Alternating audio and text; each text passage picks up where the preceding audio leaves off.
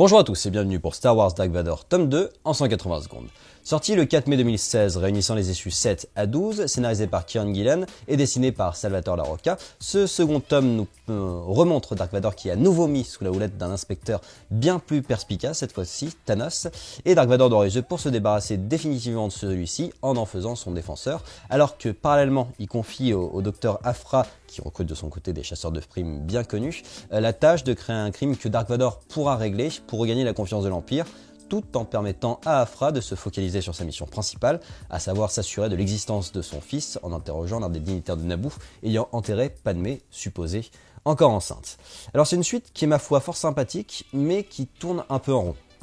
qui fait du surplace parce qu'on a la désagréable sensation d'avoir le même tome avec les mêmes étapes charnières, à savoir un inspecteur surveillant Vador, une chasseuse de primes faisant des recherches sur Luke, et voilà. À côté de ça, ça fonctionne quand même plutôt pas mal si on accepte ce parti pris redondant,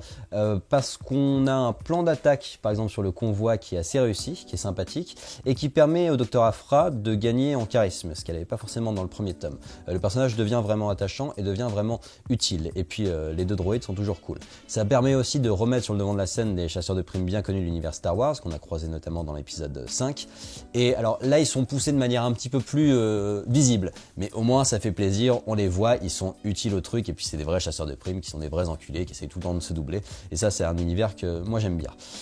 Du côté de Dark Vador, je trouve qu'on a une relation entre Vador et Thanos qui est très intéressante, qui est vraiment top. C'est un bon nouveau personnage créé, Thanos,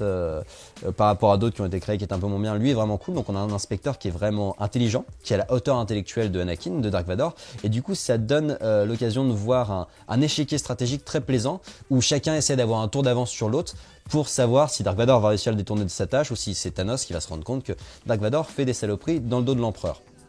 Et du coup, on a de très bonnes conversations qui sont très bien écrites et qui font plaisir à voir. Et puis, moi, j'ai vraiment un plaisir coupable du lion autour de Padmé. J'aime bien qu'on me relie avec l'épisode 3 et qu'on me relie avec le drame de Anakin. Lorsque